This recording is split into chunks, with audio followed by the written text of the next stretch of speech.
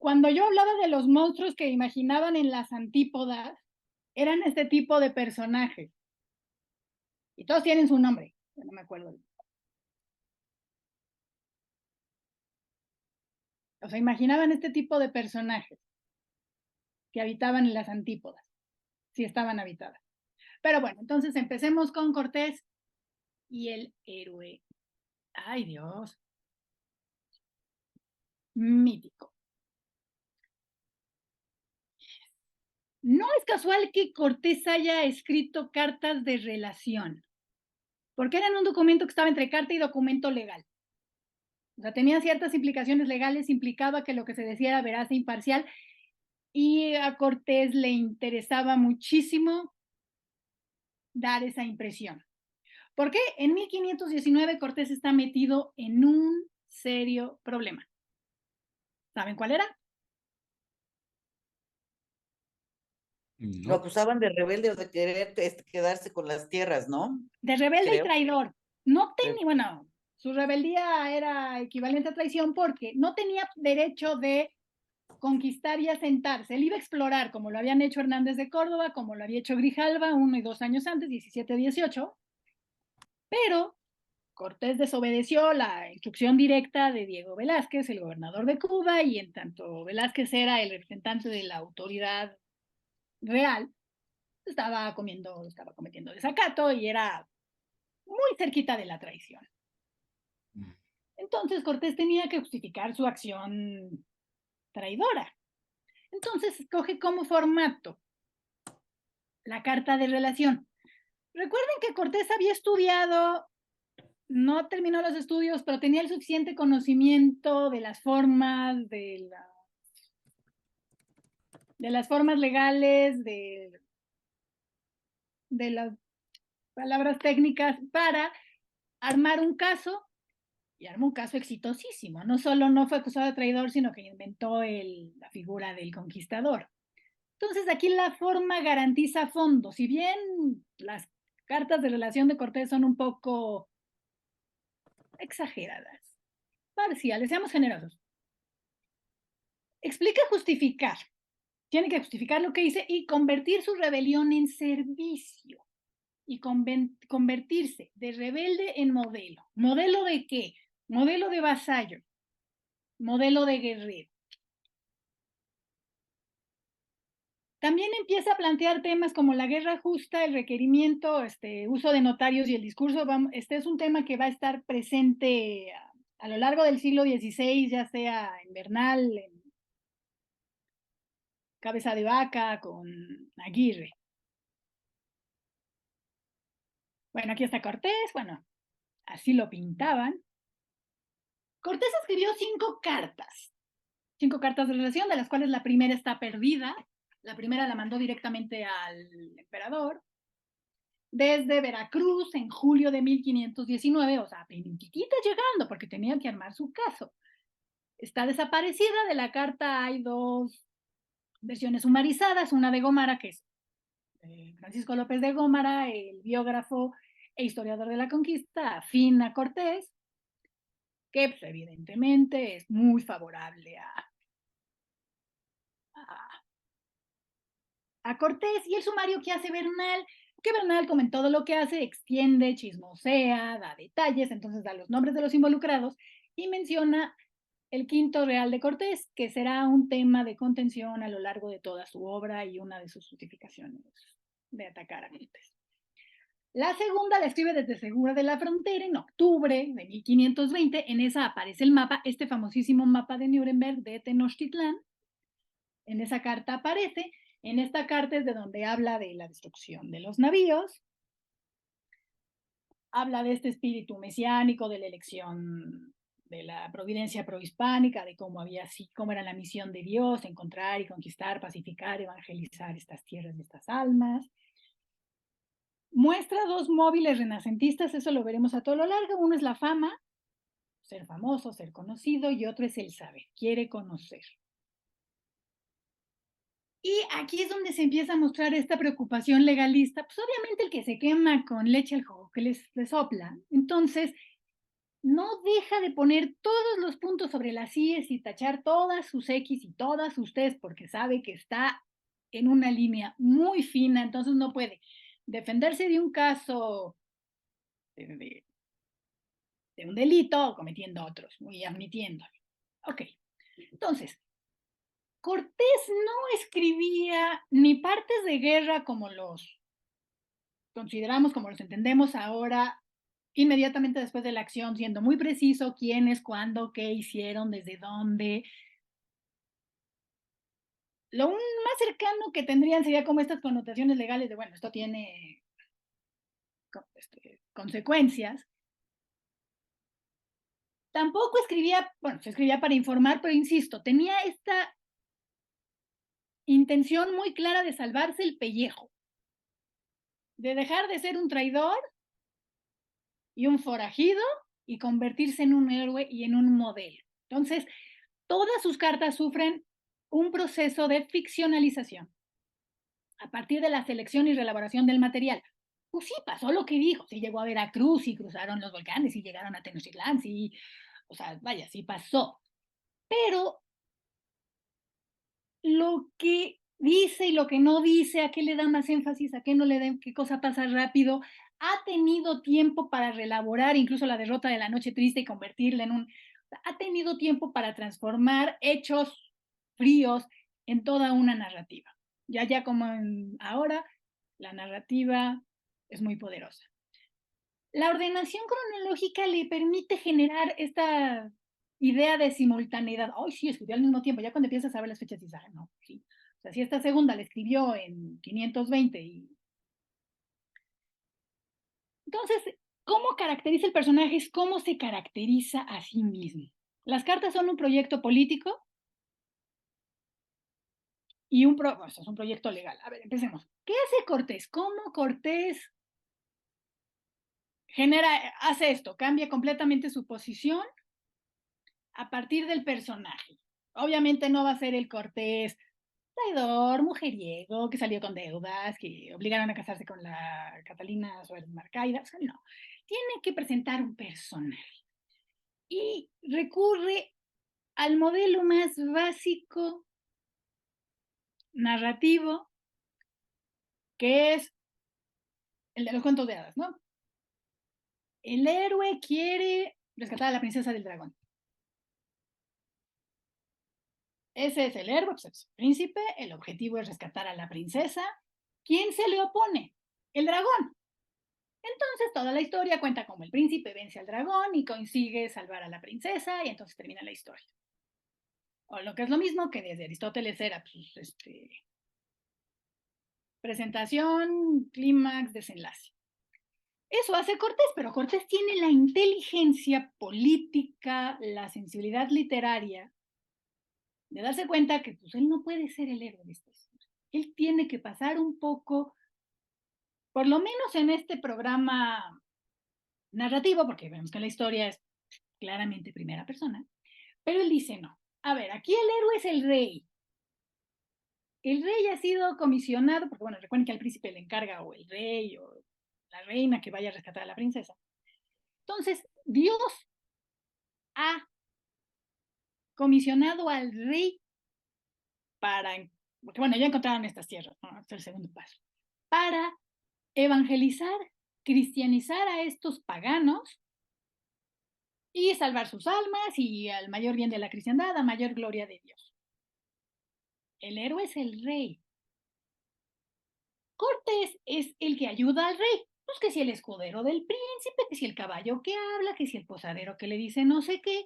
Cortés es simplemente un asistente. ¿Y quién se opone a esta misión divina, en el sentido de misión de Dios del rey Carlos asistido por Cortés, de evangelizar a estos salvajes paganos? No son los mismos indígenas, son los españoles que se le oponen. Los enemigos de Cortés, los que le estorban a Cortés en esta misión, una misión más grande que él, no son los indígenas, ni siquiera los mexicas, ni siquiera, no, son los españoles, es Diego de Velázquez, es Pánfilo de Narváez, porque cuando Pánfilo de Narváez y cuando Diego de Velázquez le estorban, no le están estorbando a Cortés, están estorbando la labor de Dios, hecha por medio de Cortés, como simple instrumento, como un asistente.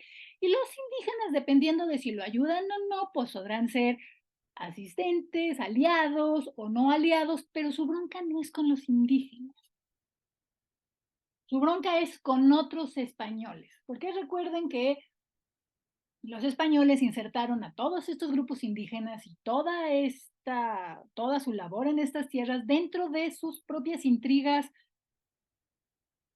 europeas con la corte, y todos eran grupos regionales, o sea, los de Extremadura, los de Cuellar, de la misma manera que los indígenas integraron a los españoles en sus disputas y en sus conquistas.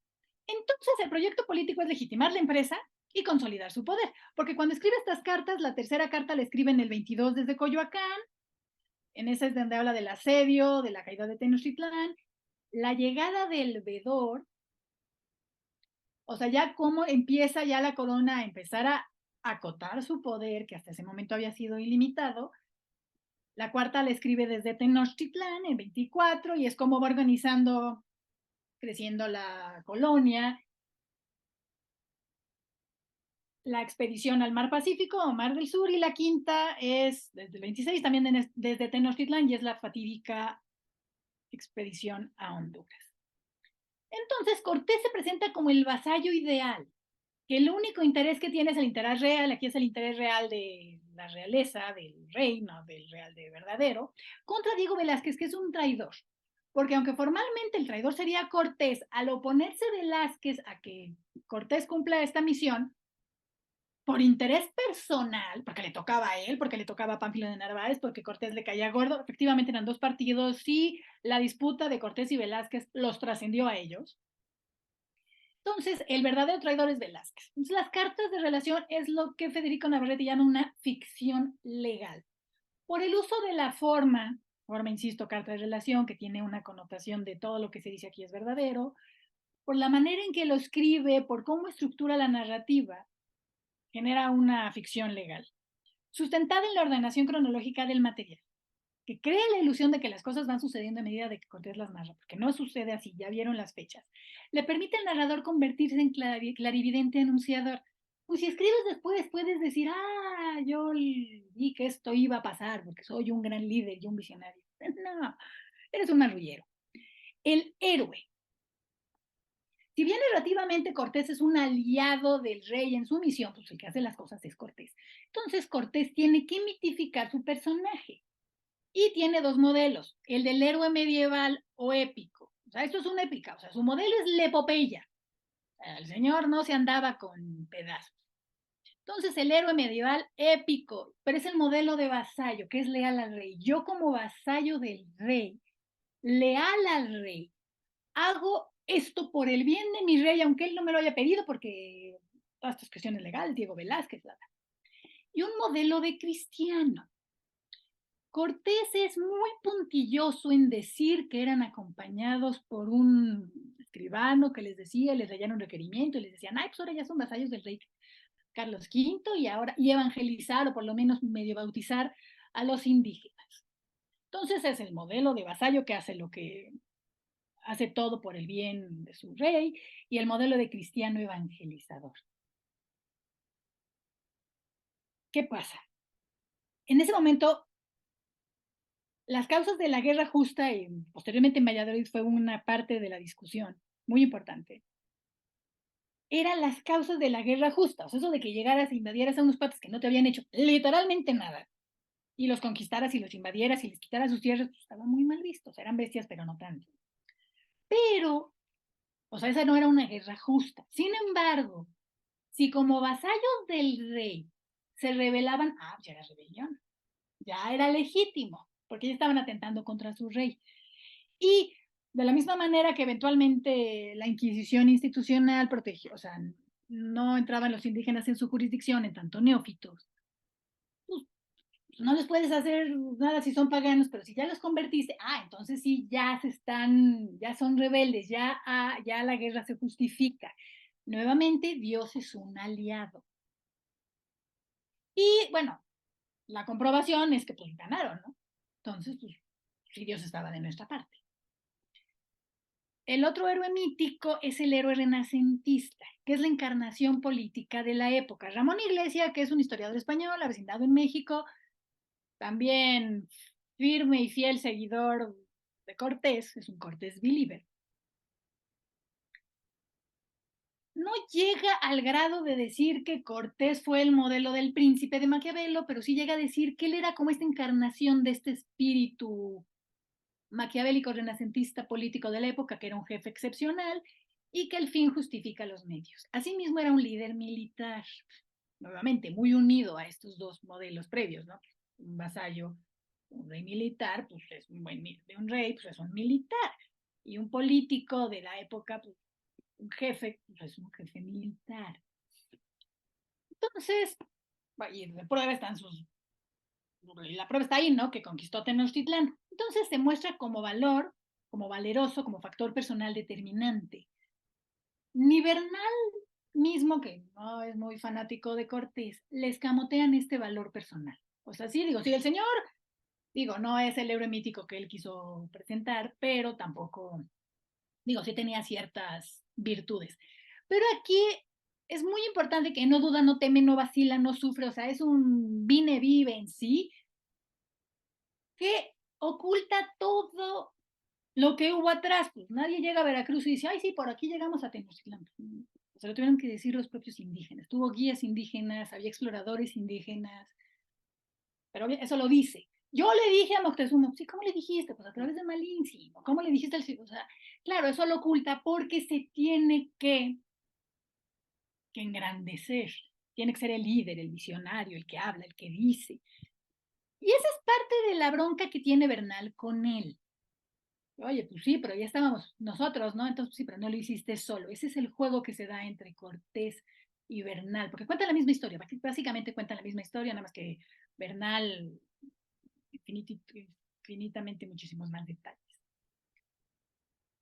Pero entonces es esa cuestión, ese juego entre la épica epopeya unipersonal, el hombre providencial, heroico, que era la forma de ver la historia en esa época. Por eso Gómara se enfoca en Cortés, porque es la historia de los grandes hombres que hacían las grandes cosas. O sea, tampoco, o sea, era un hombre de su época en ese sentido. Y Bernal pues, es más como una novela, es más como, oye, espérate, veamos muchos, ¿eh? O sea, empieza a dar detallitos. Y los detalles suelen ser desacralizados, o sea, suelen desacralizar. Táctico y estratega, ¿no? Pues sí, o sea, convencí, todas estas alianzas le sirven para venderse también como un hábil negociador y un diplomático. Se está vendiendo como el paquete completo. Minimiza la violencia, de hecho no le empieza a enfatizar hasta ya con la tercera carta, porque sí, ¿cómo que se rebelan? Pues sí, cuando o sea, se empieza la resistencia a Tenochtitlán, la guerra de guerrillas, entonces, pero antes trata de no, como un líder carismático que convence, un seductor, un negociante, un diplomático que consigue lo que quiere vía, pues, todo, a través de estas vías pacíficas. Y lo logra muy bien, o sea, seducción y persuasión, es un negociador, es un mediador y lo logra, le sale muy bien, tan es así que hasta el mismo Ramón Iglesias del que yo hablaba, dice, es que esta práctica de encantar, esta práctica no, o sea, como que él no llegó a guerrear de primera instancia, pues claro que llegó a guerrear de primera instancia, pero es nuevamente toda este entramado narrativo para hacerse quedar bien, para justificar su traición y para, se está vendiendo caro, se está vendiendo lo que hizo, porque también espera grandes recompensas, ya que le salió la apuesta de salvarse de los problemas legales, pues ahora quiere recompensa. Modelo de gobernante, magnánimo y clemente, los perdoné, les expliqué, los enseñé, los civilicé, los cultivé. Básicamente lo que movilizaba a los conquistadores, y lo vamos a ver a lo largo de, bueno, en esta y la sesión que sigue, es la oro, gloria y evangelio. La riqueza, la fama, y bueno, pues sí, también llevar la verdadera fe, o sea, ya como pues jacobinos, no, es que era un pretexto. No, vaya, sí se lo creían. qué tan comprometidos estaban y qué tan alto estaban sus prioridades ya es otro tema, pero sí se lo creían, es un poco como la democracia ahorita. Pues sí, ok, van a impartir democracia a Irak, también se llevan el petróleo, ¿no? Es un poco así. Entonces, citando a Beatriz Pastor, que es la que más sutilmente, más perspicazmente ha estudiado estos discursos narrativos, esta transformación de la acción cumple un papel fundamental porque en el contexto de una ideología que incorpora tanto elementos medievales como renacentistas y en la cual el concepto del origen divino de la monarquía supone la estrecha alianza entre rey y el dios, la representación de Dios como el aliado más fiel y constante de Cortés y la de su empresa rebelde como acción favorecida y protegida repetidamente por la providencia constituye la mejor forma posible de legitimación. Nuevamente es esta cuestión que se refuerza a sí misma de Dios nos escogió, por eso ganamos, es como ganamos, demuestra que Dios nos escogió, y como esto pasó, pues nuestra obra es legítima porque estamos cumpliendo la obra de Dios, entonces a ver quién le dice que no. Entonces, en la formulación del proyecto del Estado de Cortés, el modelo de saqueo aparece sustituido por el de desarrollo general de los recursos de la colonia. Ah, pues trajeron cerdo, empezaron a cultivar pan, empezaron a poner molinos. Entonces, esta idea de lo estoy civilizando, estoy trayendo desarrollo, es parte de la legitimación, es parte de la justificación y también es parte de, ya viste que soy un gran gobernante, debería poder seguir gobernando. Bernal, insisto, cuenta la misma historia. O sea, ¿por qué? Porque a Bernal le interesa todo este mismo discurso, todo este gran discurso general de la providencia pohispana, de guerra legítima, porque está haciendo lo mismo que Cortés, pidiendo recompensa. Entonces, no puede decir, no, no fue así.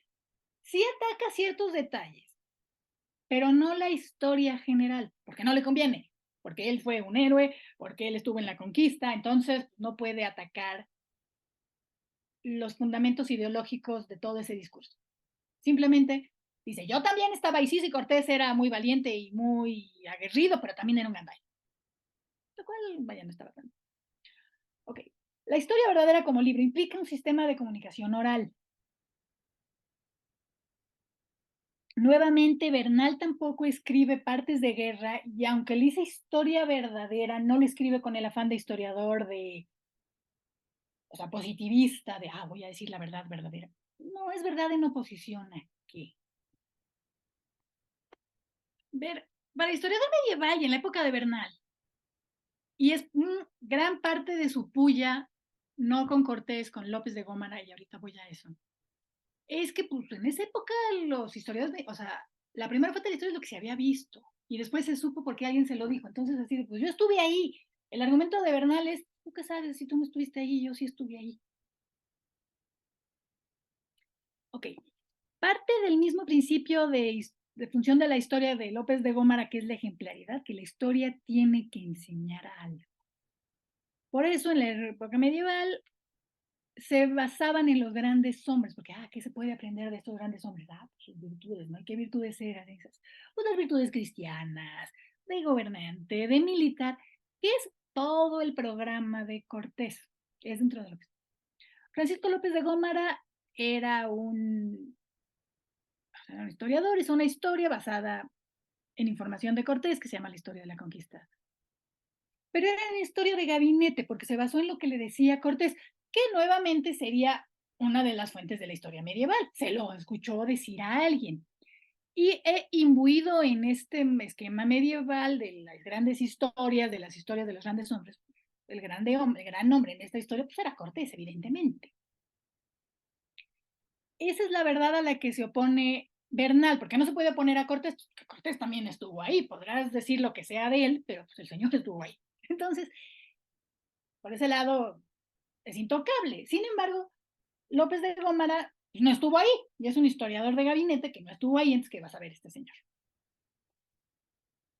López de Gómara también entendió este discurso prohispano, porque incluso llega a decir que en algún momento durante la batalla, Santiago Matamoros y la Virgen ayudaron a los españoles. Cuando digo ayudaron es que le echaron tierrita en los ojos a los indígenas, o sea, material y físicamente, no es, les echaron la bendición, no, literal, les echaron tierrita para que no vieran. Esto molesta mucho a Bernal, no porque no creyera en Santiago, no porque no creyera en la Virgen, no porque le molestara todo este marco de la providencia prohispánica, la labor de Dios y la legitimación de su labor, sino porque le quitaba mérito a los hombres que estuvieron ahí. No es lo mismo vencer a un señor, así que, o sea, en una pelea, que ay, pues le ayudaron echándole tierrita en los ojos. Entonces, ese es el problema de Bernal. Entonces, como también, sí, también es una verdad jurídica contra una verdad histórica, la verdad histórica no le importa, o sea, no está pensando en la posteridad, o sea, está pensando que, pues, que le den su recompensa. Contra una verdad jurídica, digo, si bien se pasó tres pueblos, Bernal está escribiendo sobre el modelo de las probanzas de méritos, que era la manera en que los soldados y las personas que habían participado en estas empresas le pedían a la corona su recompensa. Tendemos a pensar que la conquista la hicieron ejércitos regulares. No, eran empresas de capitanes que, bueno, tal vez asociados con prestamistas, con empresarios, ¿verdad? Pero pues, ponían su lanita, juntaban gente y se iban a probar suerte. Entonces, cuando conquistaban, cuando les iba bien, como a Cortés y todos sus hombres, pues, oye, Corona, pues, págame, ¿no? Ah, pues sí, pero dime qué hiciste. Aquí vienen las probanzas. Y bueno, originalmente Bernal escribió una probanza, pero se pasó tres pueblos. Entonces, a eso se refiere con una verdad jurídica. Espera obtener recompensa de lo que escribió. Y así como Colón seguía una idea de modelo, o sea, también Cortés y Bernal escriben a partir de modelos y símbolos que decían y modelos que prescribían cómo se debía contar una batalla, cómo escribir una ciudad, cómo presentar a un rey. O sea, no, ay, lo voy a escribir como me sale. No, aquí no querían ser originales. O sea, al contrario, si están narrando una batalla, tiene que asemejarse a todas las narraciones de batallas. Si vas a contar cómo era un rey, pues tiene que parecerse al modelo de los reyes. No querían ser originales, no les interesaba ser originales, les interesaba que su rey se apegara a la idea del rey. La historia verdadera de Bernal, si bien se terminó de publicar, terminó de escribir a finales del siglo XVI, no se publicó hasta 1632. La publicó Alonso Remón, que era un mercedario, era el cronista de los mercedarios, por cierto, y también era amigo de Tirso de Molina. Y la escribió como una historia de la Orden de la Merced. Si se fijan en esta portada, que es la portada de Coubers, de 1832, digo 1632, perdón, están al mismo nivel. Cortés a la izquierda y Bartolomé de Olmedo, que era el mercedario, que francamente tuvo un papel muy marginal en los primeros años de la conquista, porque los mercedarios fuera de este señor Olmedo no tuvieron una gran participación en la conquista. Recuerden, fueron los franciscanos, los dominicos y los agustinos, pero este señor, no, los mercedarios y el primero, el capellán Fray Bartolomé de Olmedo, y lo ponen al mismo nivel de Cortés. Alonso Ramón, pues le metió mucho de su cosecha, pues encontró el manuscrito de Bernal y le metió mucho, de hecho es muy probable que es el que haya metido las referencias de Pablo Jovio y de Illescas, que son historiadores posteriores a Bernal, entonces no era posible que lo hubiera conocido, y aparte pues eran como de un nivel intelectual en el que no estaba Bernal, entonces es muy probable que este señor haya sido el que metió esas adiciones sin noción de la cronología. En la época medieval, el arte de la retórica eran varias partes. El dictamen es escribirle epístolas, la notaria, los documentos legales. Tomen en cuenta que las cartas de relación estarían en un lugar en medio. La poética, que se divide en drama, lírica y epopeya. Si bien la forma de Cortés estaría entre dictamen y notaria, el género, el modelo subyacente sería el épico. El predicante, que era convencer, el objetivo de convencer, que sería lo que conocemos como retórica propiamente dicha. Esto era el arte poética. Bueno, y la prosa era distinta. O sea, la prosa involucraba una oralidad y una memoria oral colectiva. En ese caso, aquí entra la novela, la historia y el cantar de gestas, que en ese momento no eran tan tan claras sus distinciones. En el Cantar de Gesta, bueno, ya todos conocemos los caballeros, la autoridad real, la realeza, el linaje y el vasallaje. Nuevamente es parte del modelo que usa Cortés. Es por eso que su obra es tan efectiva, porque apela a modelos que la gente conocía, apela a estructuras que funcionaban, o sea, personalmente, y esto es una idea personal, la gran hazaña de Cortés es esta hazaña narrativa de las cartas de relación, inventar el héroe mítico, que hasta el siglo XVIII, más hasta ahora el siglo XXI, insisto, Duverger le sigue comprando su discurso. Las cartas de relación fueron 3 manuscritos. El original perdido, que fue la base de la edición Remón, que es la publicada en 1632. Recuerden que Remón le metió muchísima morcilla.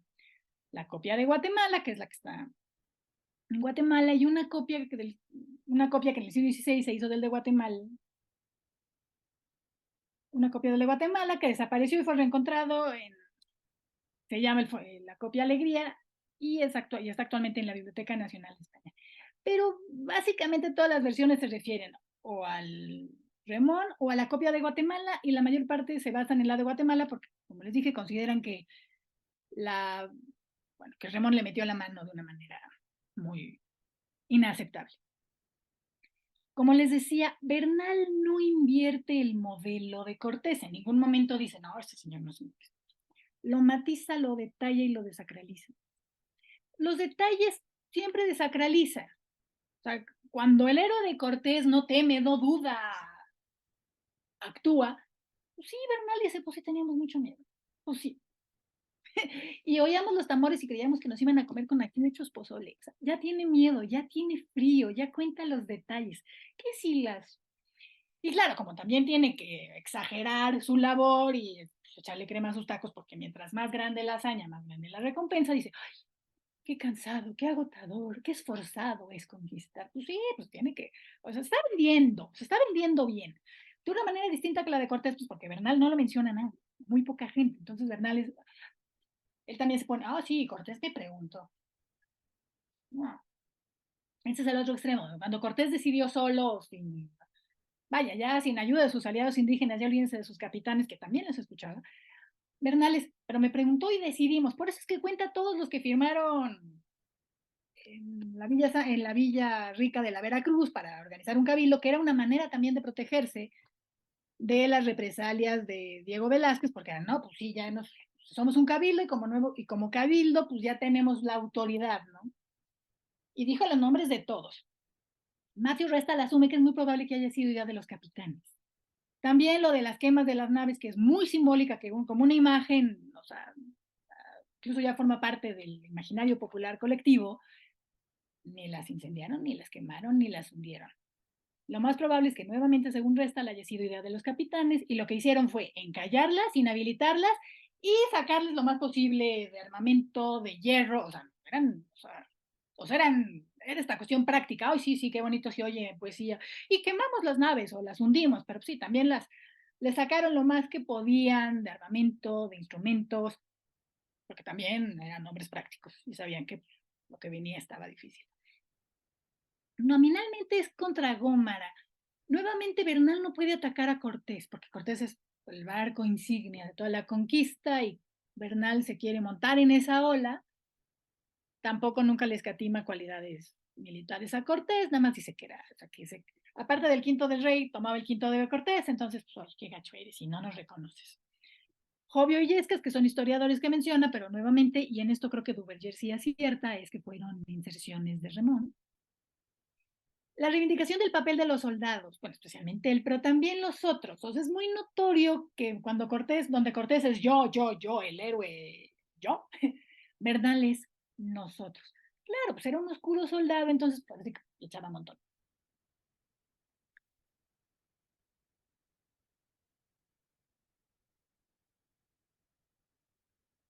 Entonces, yendo a casos específicos, Bernal efectivamente desacraliza a Cortés. Entonces, cuando Cortés va muy salsa y dice, ¡ay, sí, me encontré a Moctezuma y hablamos! Bernal dice, pues sí, pero ya Cortés había perdido una alpargata. Es ese tipo de detalles, la mosquita, el detallito que afecta. Sí, ya no es la misma imagen grandiosa. Moctezuma, el emperador, que nadie podía ver a los ojos, que no tocaba el suelo, y Cortés sin alpargata, o sin una. Vaya, es muy probable. O sea, el cuate venía desde Veracruz, o sea, es muy probable que hubiera llevado la ropa que está. O sea, no era descabellado, pero decir ese detalle, pues sí es malita leche. Otra cosa, si bien en nuestros tiempos la memoria no es una habilidad que cultivemos, ya no recordamos ni los teléfonos, recuerden que nuestras abuelas sí se sabían como 20 o 30 de todas sus hermanas y todas sus hijas, pues ya no nos sabemos, con suerte nos sabemos el nuestro y el fijo. Entonces, sí, para nosotros es muy difícil visualizar en una época donde casi no se escribía, en una sociedad prácticamente analfabeta, que es de la que procede Bernal, se nos hace muy difícil pensar pues, esa proeza de la memoria. Y vaya, también es cierto que si en esa época la habilidad de la memoria era prodigiosa a nuestros ojos, tampoco, tampoco era tal, ¿no? Para que Cortés recordara el discurso que le hizo Moctezuma meses después, no me invento. O que Bernal recordara discursos enteros de él, de Bernal, de él, de Cortés, de todo mundo. Entonces es muy probable que nuevamente en esta visión de la historia no historicista, no positivista, que no les interesa la veracidad, esto pasó así, tal cual, en este momento, sino cómo cuentan esta historia, cómo se integran en esta historia, qué obtienen de esta narración, cómo venden, literal, cómo se venden y cómo consiguen sus objetivos. En ambos casos, recompensas. La historia les vale, o sea, la certeza histórica no les importa, vaya, ni siquiera existe en su horizonte. Entonces, con una mano en la cintura, tranquilamente se pueden sacar grandes discursos de la manga. Discursos que favorezcan la intención primordial que está atrás de sus narraciones. Porque nadie, ni ahorita, y menos en ese entonces que era mucho más complicado, nadie se pone a escribir algo nada más por hobby. Tenían intenciones muy claras. Entonces,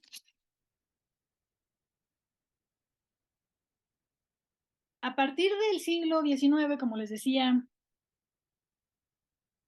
William Prescott se basa básicamente en la historia de Bernal, más en la de Bernal que en la de Cortés. Cortés, a partir de la Revolución Francesa, pues ya se ve muy aristocrático. Incluso eso lo menciona Ramón Iglesia cuando compara a los conquistadores. Básicamente Cortés es como, digo, básicamente Bernal es como el hombre del pueblo democrático en contra del aristocrático Cortés. Entonces Cortés ya deja de ser como el... Y también, bueno, la concepción histórica ha cambiado, entonces Cortés ya deja de ser como este gran hombre, la fuente, el héroe, porque bueno, lo llegaron a ver como un segundo Julio César. Y se empiezan, bueno, nuevamente también recordemos que las cartas de relación se escribieron y publicaron casi un siglo después que las de Cortés, entonces también tuvo más tiempo para formar parte de la cultura.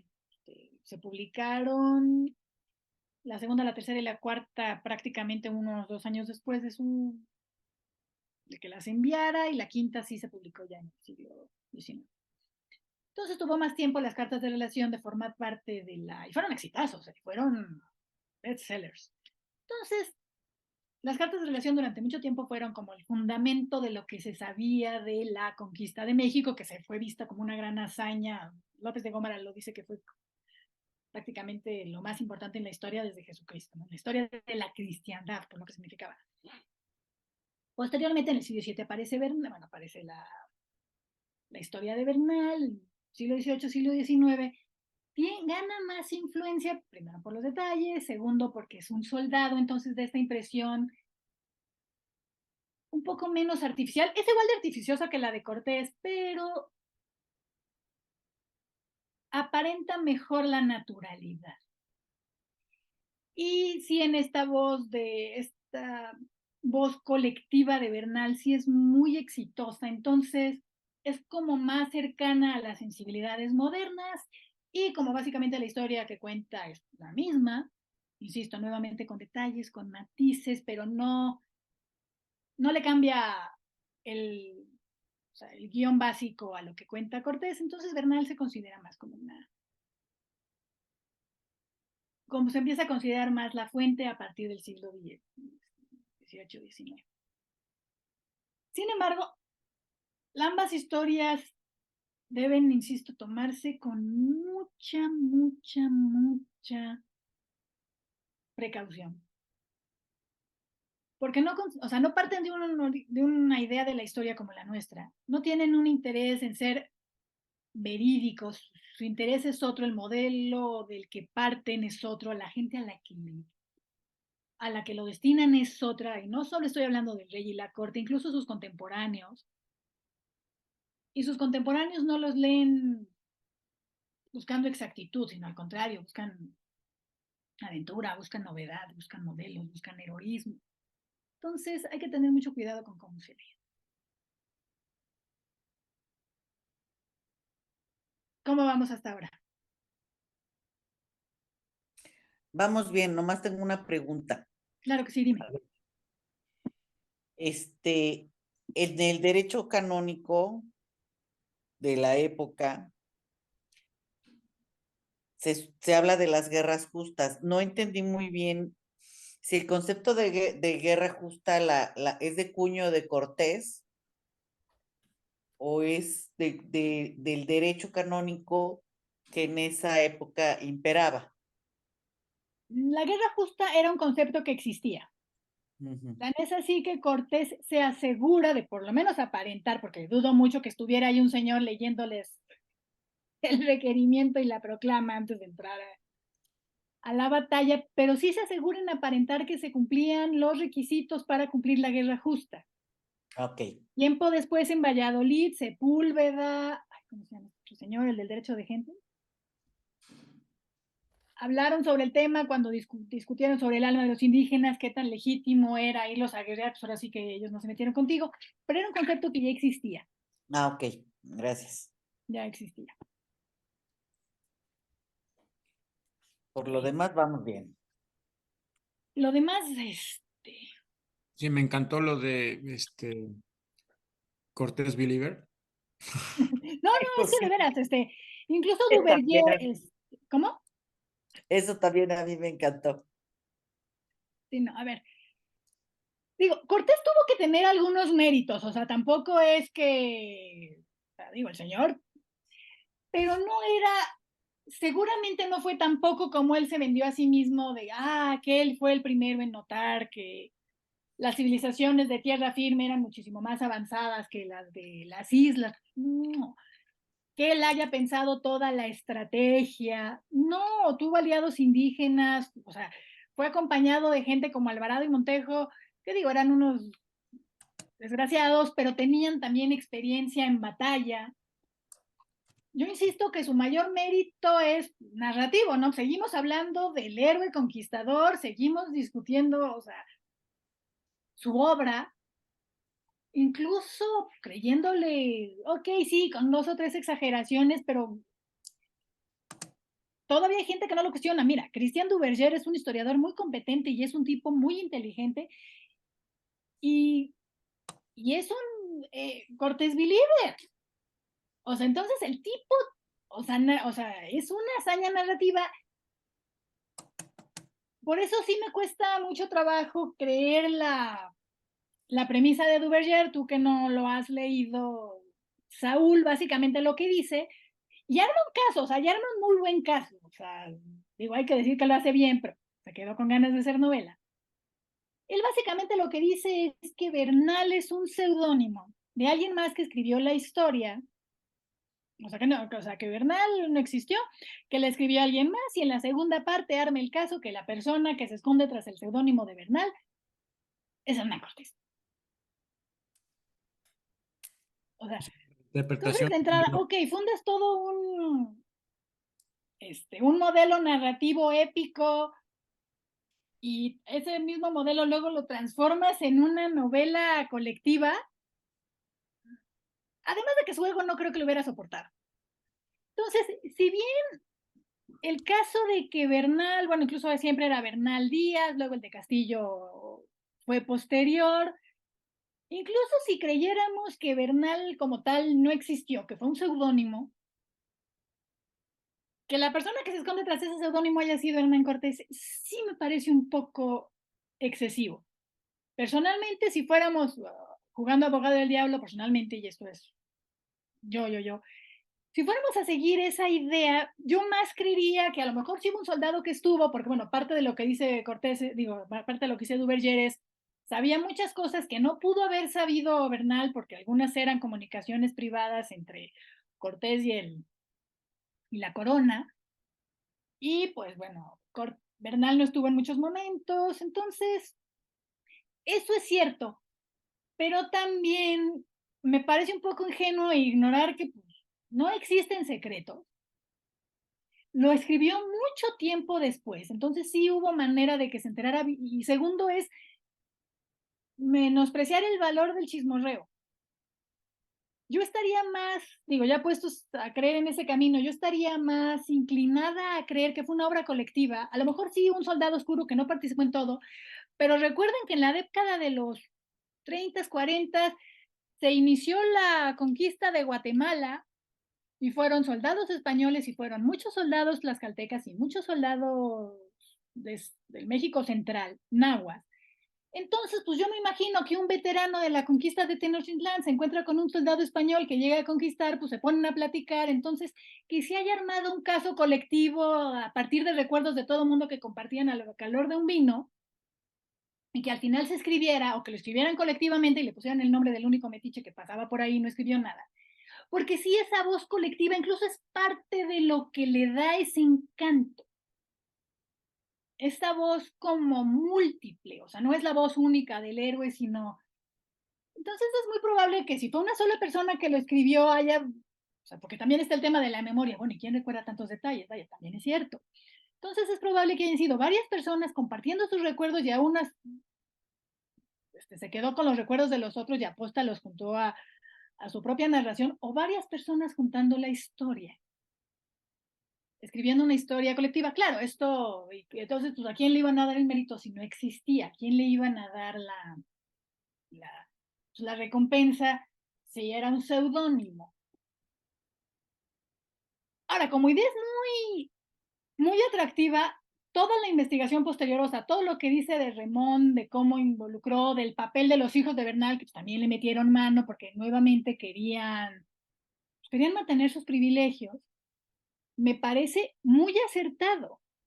O sea, insisto, o sea, no se trata de desechar todo porque hay, o sea, una investigación muy profunda, hay mucha reflexión, hay mucho conocimiento. Sin embargo, yo siento que Duverger sí se ciega un poco ante la grandeza de Cortés.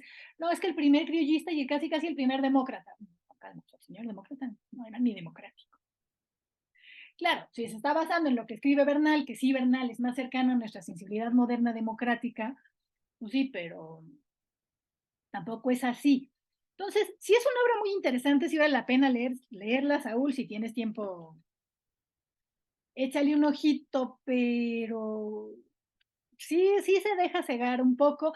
E insisto, Duverger es un gran historiador, o sea, no es un ingenuo cualquiera. Entonces, el hecho de que un historiador de su calibre haya caído presa del encanto de Cortés, habla del talento narrativo de Cortés como escritor. El mismo Svetan Todorov, claro, la intención de Svetan Todorov tiene una obra también muy buena que se llama La conquista del otro. No, yo como. Básicamente habla como, o sea, este encuentro con lo nuevo, con lo desconocido, insisto, como los aliens. Entonces, esta cuestión de cómo lo conocen, qué aprenden y cómo lo ven. Pero sí él habla de que Cortés domina los signos, a diferencia de los aztecas, de los indígenas que están atascados en este método en este modelo de profecías, que si no está profetizado no existe y no va a pasar si no ha pasado. Porque toma literal, o sea, toma como válido, como verídico todo lo que dice Cortés, lo cual no es así. Y tan se ha seguido creyendo esta historia de Cortés, esta pregunta de la que hablábamos en la primera clase de, pero ¿cómo fue posible que un puñado de españoles conquistaran un imperio? ¿Qué es la narrativa que vende Cortés? Pues sí, fueron un puñado de españoles y un montón de aliados indígenas, combatientes y no combatientes, tamemes, exploradores, intérpretes. Entonces, claro, él obvia eso porque no le conviene, igual que a Bernal no le conviene, que es que sí, la Virgencita les echó tierrita a los indígenas y por eso fue más fácil. No, nos costó. Aparte, pues sí les costó. Entonces, ¿cómo se explica? Ok, sí, la superioridad del armamento, pero tampoco fue tan así. Las enfermedades, pues algo hay de eso. La ayuda de los indígenas, pues, sí. De hecho, esa es la cuestión revisionista que más ha permeado a nivel población general. Pero la explicación es como una combinación de todas y todas matizadas. Lo que sí no es válido es, nuevamente, esta cuestión de, la superstición de los indígenas primitivos que vieron llegar a Quetzalcóatl. No. Moctezuma. O sea, lo que sabemos de Moctezuma, si es nada más basado en Cortés, es inexplicable. O sea, ¿cómo? Llegaron y les, sí, les entregaron literal las llaves del reino y quítate tú y me pongo y me quito yo y te pones tú porque tú eres el legítimo. Entonces, o sea, es incomprensible. Por eso se han inventado como muchas historias, porque a cierto nivel uno se da cuenta de que no, es que este personaje no es creíble, o sea, lo que hace no tiene pies ni cabeza. Claro, si se ve a partir de los ojos de Cortés, que lo que tiene que hacer, que lo que tiene que explicar Cortés es la gran victoria a partir de la rendición y de la entrega, porque no solamente era su superioridad militar, sino su superioridad de gobernante. Pero entonces a la figura de Moctezuma la deja súper mal parada porque pues, no tiene sentido lo que hace. Es que ¿por qué lo entregó? Pues que no lo entregó. Claro, si se empieza a ver como que no lo entregó, que es lo que hace Matthew Restal.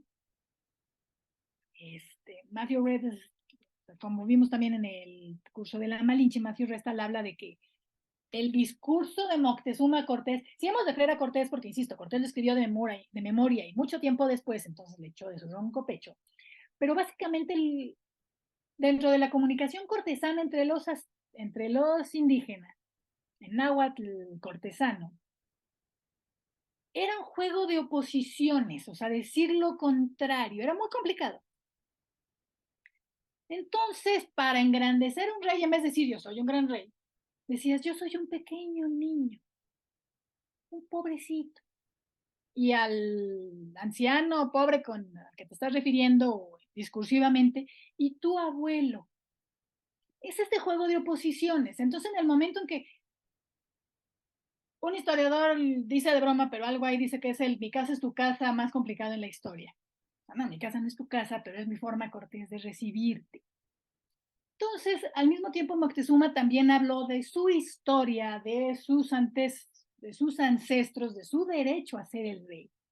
Sin embargo, pues Cortés no sabemos qué entendió Cortés, cómo lo haya entendido, porque estas eran formas muy particulares del náhuatl cortesano, que si bien es probable que Malintzin haya conocido, porque conocía este alto náhuatl culto, no sabemos qué tanto se lo haya podido transmitir a Cortés, primero que haya querido, segundo que haya podido, y tercero que a Cortés le haya quedado claro, o le haya convenido quedarle claro. Entonces hay demasiados pasos de mediación entre lo que estaba diciendo Moctezuma y entre lo que Cortés entendió, creyó que entendió y luego en lo que escribió.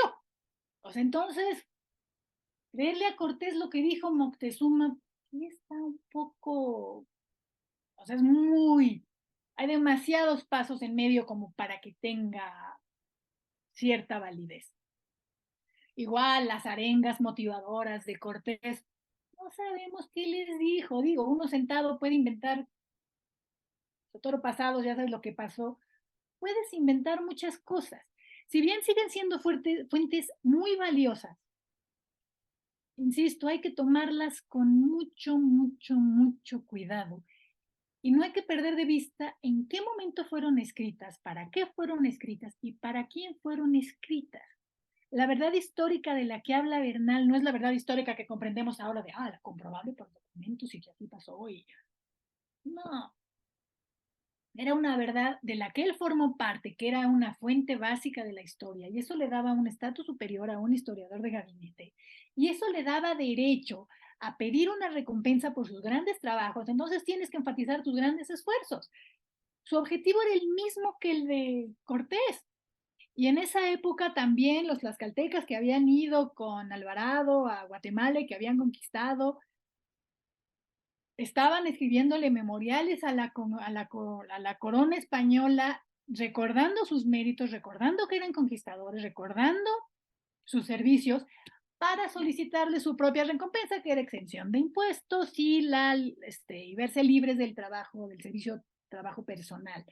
Porque la corona, no olvidemos que el receptor de todas estas historias, en última instancia, era la corona, que la corona era la que daba las recompensas. Y la corona, como ya habíamos mencionado, está jugando su propio juego de poder. No puede permitir cotos locales de poder, por eso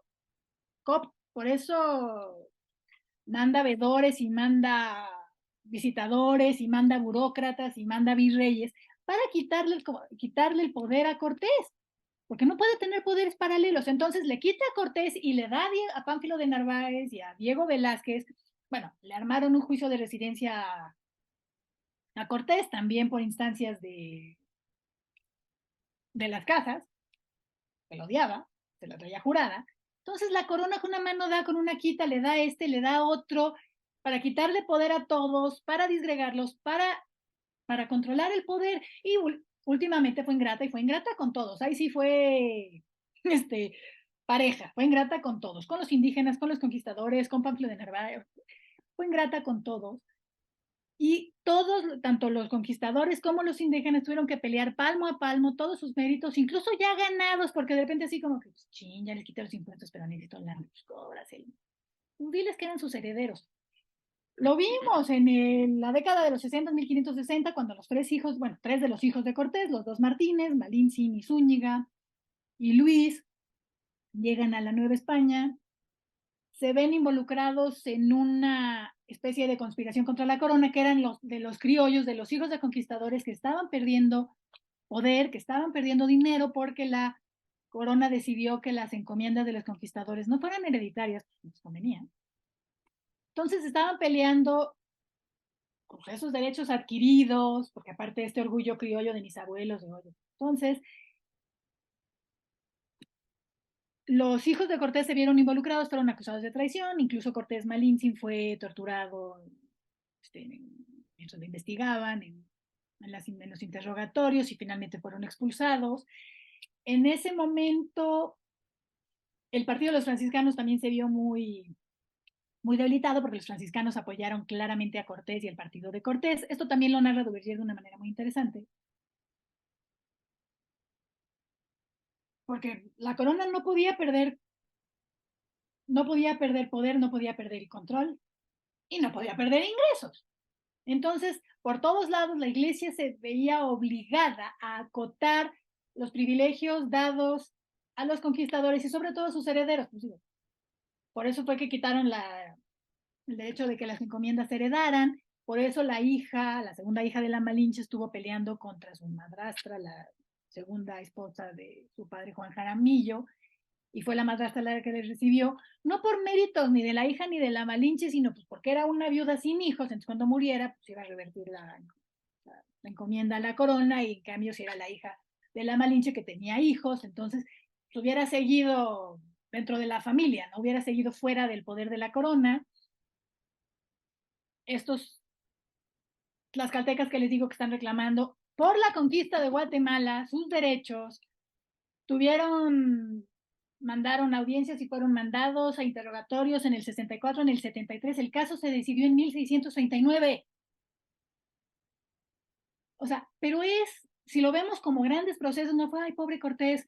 En su mente, claro, Cortés así se veía como el signo. Ay, qué buen vasallo para oh Dios, qué buen vasallo para tan mal señor. Oh Dios, qué buen vasallo si tuviera buen señor. Pues no es tanto así. O sea, la corona sí fue ingrata, pero fue ingrata con todos. ¿Por qué? Porque la corona seguía tratando de asegurar su poder y de afianzarlo. Por eso mandó virreyes, por eso mandó. veedores, visitadores, oficiales, burócratas. Los burócratas conquistaron a los conquistadores y tiene sentido desde una lógica de Estado. Digo, claro, si lo ves desde el punto de vista heroico de los conquistadores, ¿y por qué no los dejaron que siguieran gobernando? No, así no funcionaba. Igual la iglesia tuvo muchísimas broncas internas. Nuevamente también llegaron las órdenes mendicantes con derecho a todo, con privilegios, porque tenían que hacer todo, tenían que iniciar desde cero. Pues chin, luego que llegan ya los seculares y la estructura, ya la jerarquía más clara de la iglesia, pues tienes que empezar a atacar pequeños cotos de poder adquirido. Y bueno, la bronca entre los seculares y los regulares es secular. Entonces hay que ver la conquista y todas estas cuestiones de escribirse. Voy a cerrar esto.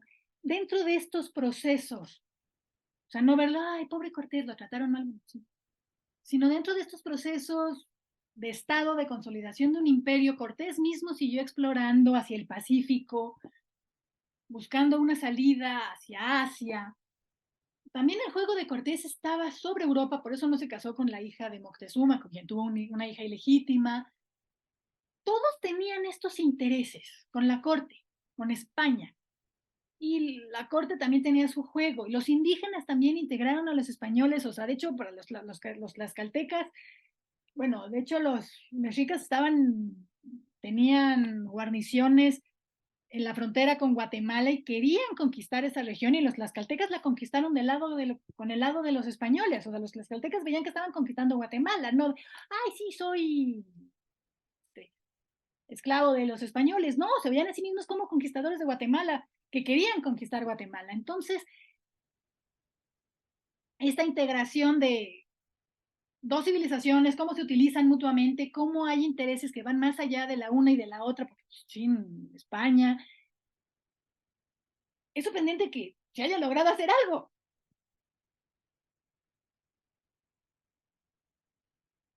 Se fundó una iglesia, se fundó una... ¿Qué ibas a decir, Susanita? Como que me hace ruido que es sorprendente que hayan logrado algo. Al final de cuentas, la humanidad se alía con aquellos con los cuales puede sacar provecho. En el caso de los tlaxcaltecas, definitivamente considero, claro, en mi infinita ignorancia, que vieron la posibilidad de liberarse de un tirano y sirvieron a otro esperando obtener beneficios como lo fue. Y definitivamente creo que sí, la unión de estos pueblos, de estos grupos, fue con toda la intención de lograr algo, de No, claro, obtener por supuesto. Querían beneficios. lograr algo, y insisto, también la corona les malpagó, porque tuvieron que pelear palmo a palmo durante 200 años por lo que pues, ya habían ganado. El imperio, es que no era propiamente un imperio. A ver, la expansión de los mexicas, o sea, no era, o sea, sí llegaban, pedían impuestos, básicamente el poder se ejercía vía impuestos, pero podían, o sea, los conquistados o los subyugados pues, podían adorar al dios que querían, podían seguir sus estructuras locales. De hecho, se daban estas alianzas matrimoniales que le daban legitimidad a los herederos, o sea, no era como un imperio tan vertical, tan opresor. Digo, no dejaban de ser. Sí tenían disputa los tlaxcaltecas y la alianza tlaxcalteca y la triple alianza azteca, mexica, pero eran las disputas de todos los reinos. Francia, Inglaterra, España. En un primer momento intentaron combatir a los españoles. No les fue tan mal, o sea, no fue así de, es que fueron apabullados por el armamento. No fue así. Sin embargo, los españoles no respetaban reglas básicas de la guerra que en Mesoamérica eran básicas, como no se atacaba a poblaciones civiles.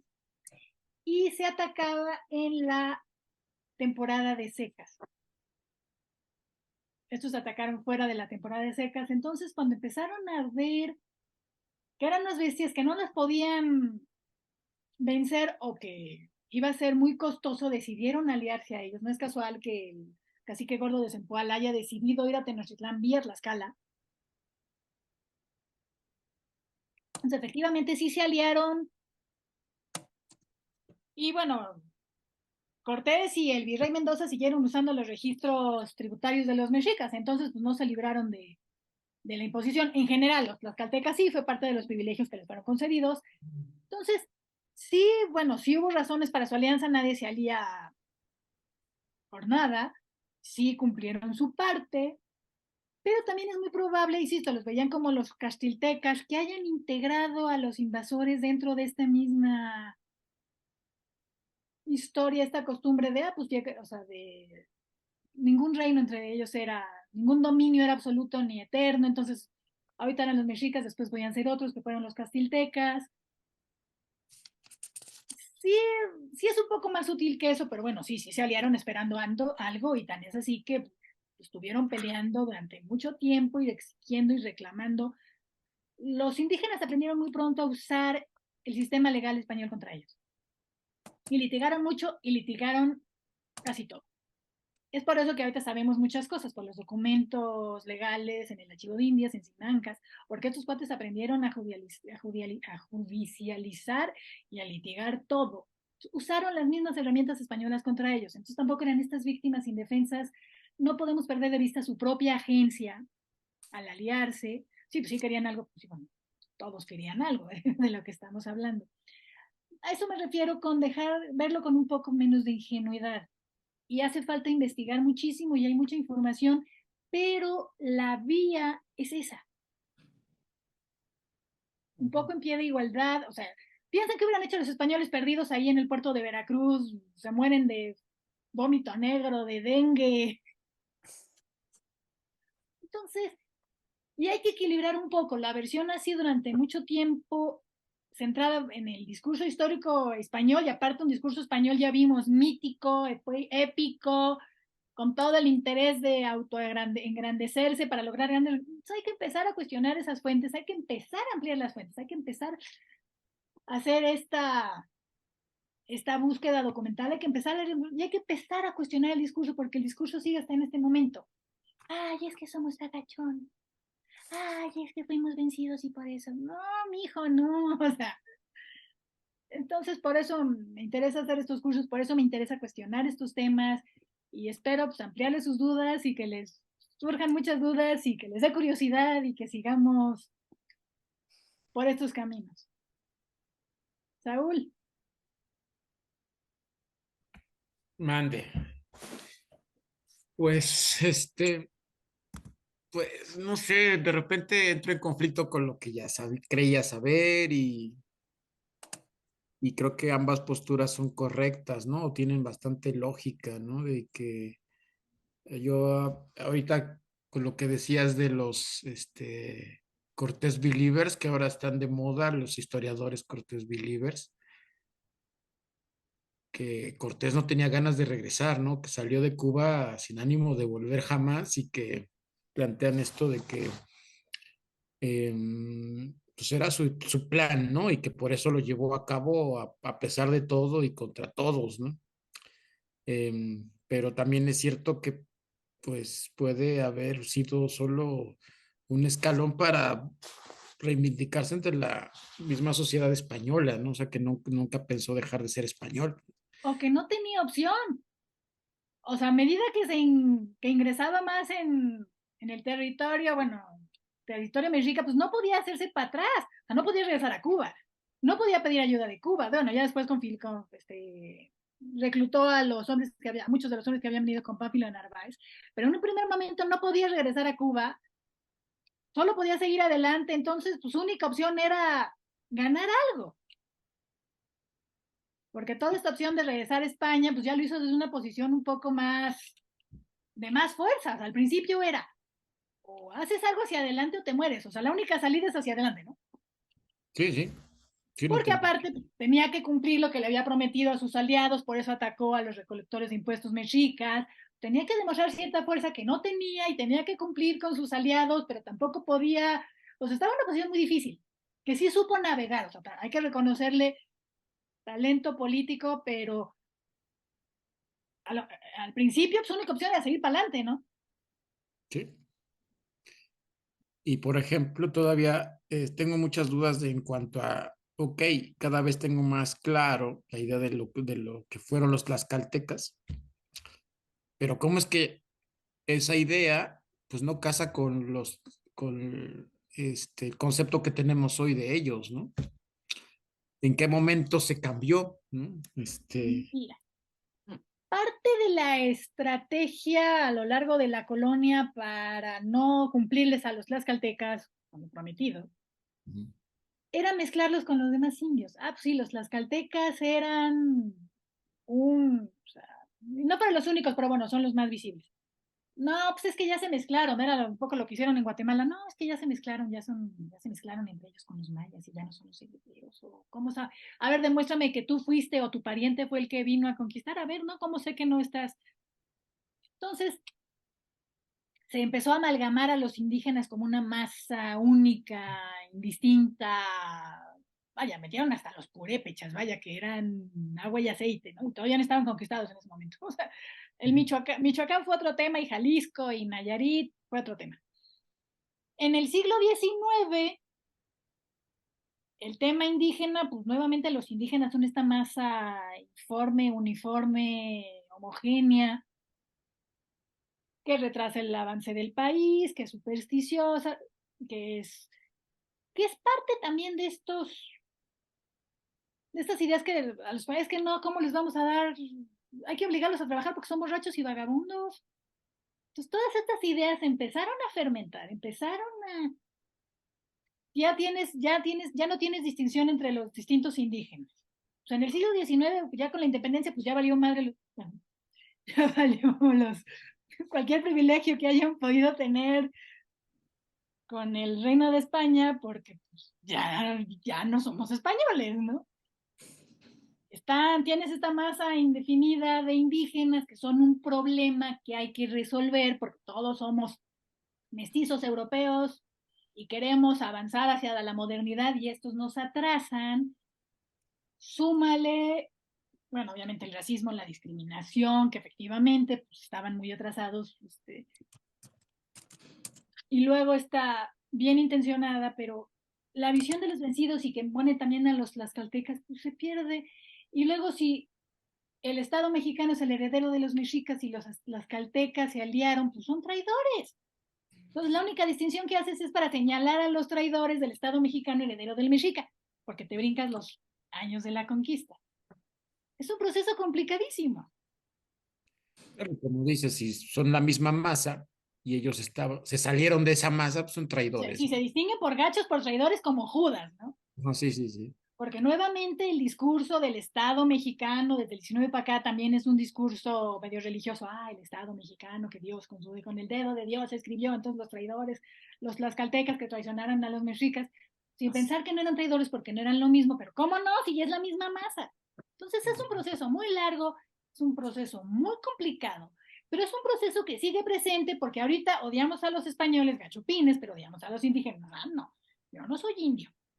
Entonces no lo hemos procesado como nación, por eso es tan importante. O sea, no es nada más, ay, la historiografía medieval y la historia en el siglo XVI.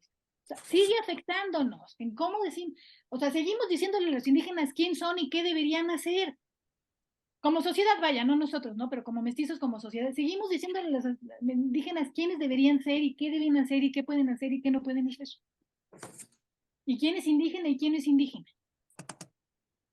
Sigue, o sea, sigue la pérdida de lenguas indígenas fue paralela con la alfabetización.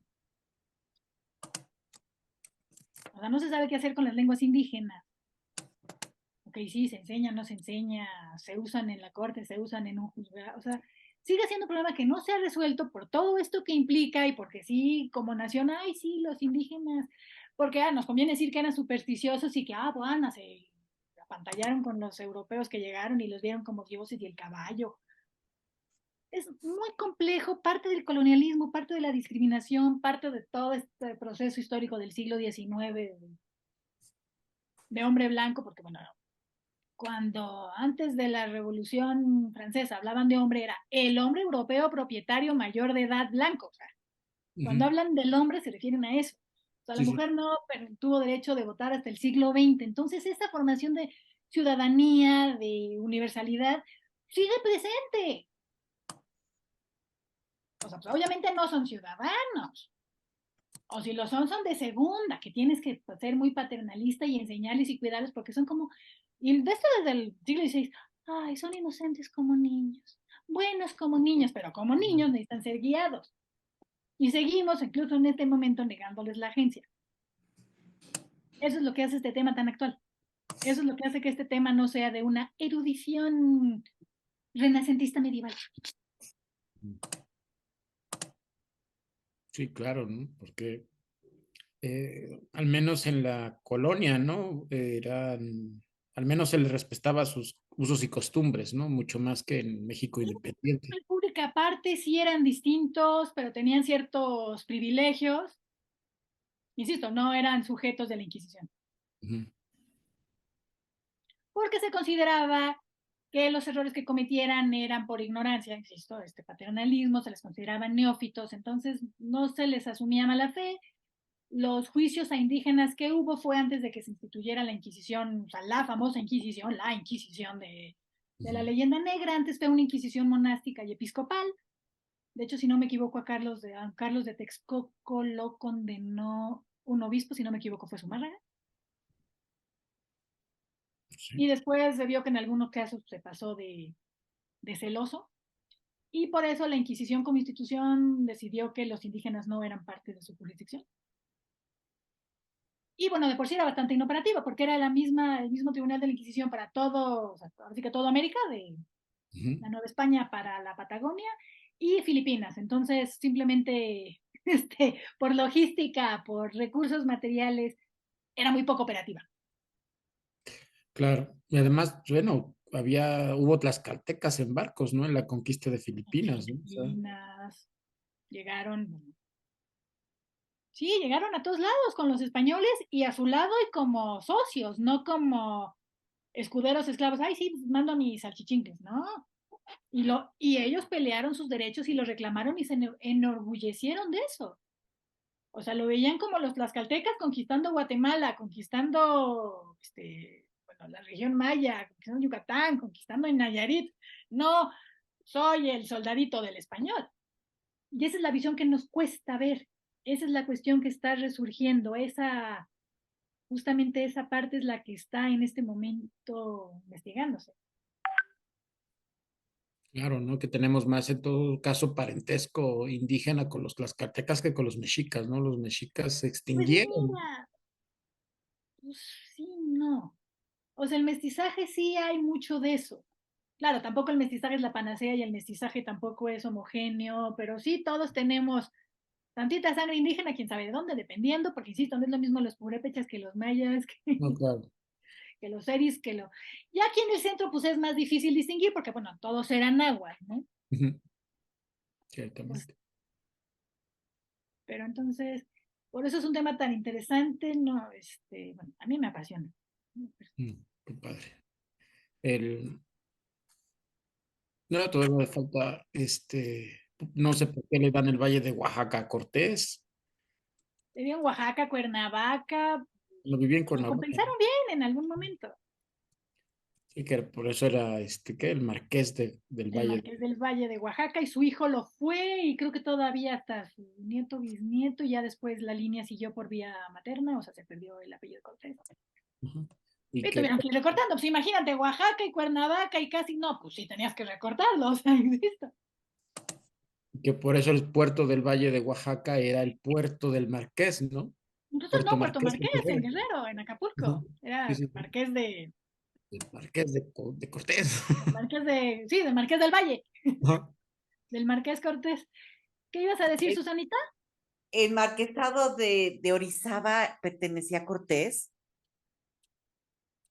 El Marqués del Valle de Orizaba. No sé. Aquí en Tecamachalco, hay una casa muy antigua que mi mamá me decía, esa casa perteneció al mayorazgo al Marqués de Orizaba. Y esta zona, Tepeaca ni hablar, ¿no? Pues ahí está la casa donde escribió la segunda carta, ¿Segura de la frontera? en Segura de la Frontera, efectivamente. Y sí es increíble todas las prerrogativas que pudo haber tenido y resulta muy lógico pensar por qué sus herederos querían continuar con ellas. Sí, Porque pues claro. nomás es como el comercial y la Cheyenne, pa. Sí, sí, O todo sea, lo que que ves de hasta aquí para allá es donde tus tuyo, ¿no? ojos ven y Mira, la no Cheyenne. sé si Orizaba, porque, o sea, digo, ahora sí que de una costa a otra. Pues quién sabe, nomás hay que recordar que Puebla tenía costa. No, Puebla, no, sí, Puebla tenía las dos costas, pero una Exacto. cosa es, A ver, googleamos, a ver qué nos eso dice es el lo que estoy Marqués justamente, Marquesado del Valle. del Valle Dice de Marquesado del Valle Marqués de Oaxaca. del Valle de Orizaba. Órale, tú buscas Orizaba, yo busco Oaxaca. Ajá. Marqués del Valle de Oaxaca, Orizaba. Oaxaca, Morelos, Condado. Veracruz, híjole, puede ser, ¿eh? Porque menciona Veracruz, Michoacán, El Estado de Condado del México. Valle de Orizaba es un título nobiliario español creado por Real Decreto de 14 de febrero de 1627 y Real Despacho de 29 de marzo del mismo año por el rey Felipe IV de España. No, No, sí es del olvídenlo, me siglo equivoqué. XVII. No, ya Sí, a favor 1600, de ¿qué? Rodrigo 39. de Vivero y Averrucia, vizconde de San Miguel, señor de Tecamachalco, Ancina, aquí en mi pueblo donde estoy ahorita. Sí, no, mira, aquí dice la Marquesal de Hernán Cortés, ¿verdad? Los números del mapa señalan Texcoco, Otumba, Huejotzingo, Tututepec, Jalapa de Tehuantepec, Soconusco, Tlapa, Zacatula, Cuernavaca, Coyoacán, Toluca, Chapupután y Oxitipa, Tuxpan, Cotaxla, Tuxtla, Tepeaca, Chinantla y Chalpan. Y Chalpan, Chinantla. Órale, O sea, sí va de costa, bueno, de Oaxaca, sí, Oaxaca, sí va de costa a costa. sí. Sí, o sea, Veracruz, bueno, es que habría que ver si la costa. Sí, no, sí era muy grande, Órale. pero sí, Orizaba como tal No, no, me resbalé, perdón, no lo. perdón. Sí, pero aún así era, bueno, era una cosa Impresionante. impresionante. Y aquí vienen las sucesiones de los hijos, que es lo que decías que al final de cuentas la corona lo que le interesaba era recuperar los señoríos, ¿no? Los señoríos, incluso hasta para repartirlo, porque pues tenía que repartir mucho, imagínate, pues con todo eso, ¿a cuántos conquistadores no ajuareas, ¿no? Con una encomienda. No, pues sí. Entonces, sí, no, o sea, sí fue bien recompensado, llegó a ser el hombre más rico de la Nueva España, fue un gran esclavista, o sea, no se menciona lo suficiente, pero Cortés tuvo, o sea, tuvo esclavos, porque había una excepción que a los caníbales y a los, o sea, que ya eran esclavos podían ser esclavizados, entonces, o a los que huían, pero ya saben que todo se encuentra lagunas legales, entonces, sí fue un esclavista Cortés. Incluso aquí veo que el Palacio de los Condes del Valle de Orizaba se fincaba en lo que es la Casa de los Azulejos en la Ciudad de México, hoy es Sanborns. Ya sabes, nada No más. inventes. ¿Cómo ves todo eso? ¿Cómo lo atiendes? O sea, con todas tus encomiendas. Sí, no, o sea, Chilanes. sí, no, de hecho, no, la burocracia española era, o sea, era una maquinaria brutal. Y el alcance era brutal. Por eso digo, era Órale. sorprendente que se hiciera algo. O sea, porque hubo virreinatos y quien dice Nueva España y está el Perú. O sea, era una cosa brutal. Con esos medios. Con barquito, cartitas y mulitas.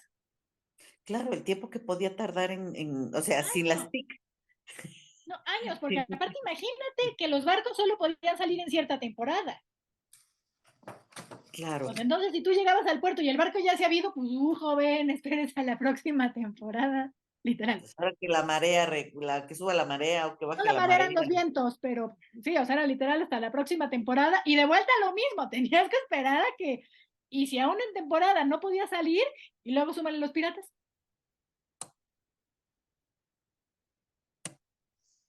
No, pues sí. Pues con razón se apuró a hacer todo lo que tenía que hacer ante la falta de comunicaciones y tener Sí, que por eso esperar. pudo hacer mucho. Por eso Claro, fue un proceso tan largo, y, o sea, y recuperar lo perdido y burocratizar y sí, la corona tenía como estos dobles contrapesos y uno mira al otro y el otro me chismea del otro. O sea, digo, como estructura, como arquitectura política es muy interesante, ¿eh?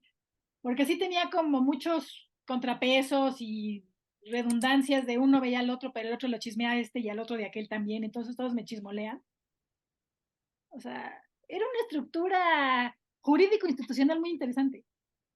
Y efectiva dentro de todo, porque ahí fueron.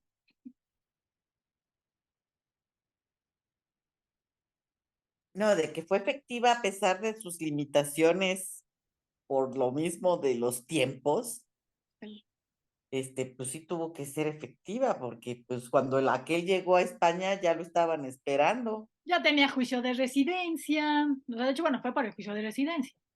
Entonces, y luego júntale Filipinas y la nado de la China, que se nos olvida. No inventes. Y ahora nos quejamos de que no podemos tener la inmediatez. Ay, se cayó el internet. Sí, no. Ah, No, pues incluso piensa antes los periódicos o ver el capítulo al día siguiente o la próxima semana. No, mijo, se mueren ahorita. no, pues sí. Bueno, chicos, voy a dejar de grabar. Bueno, les agradezco a todos su presencia. En este momento voy a cortar la grabación detener la grabación.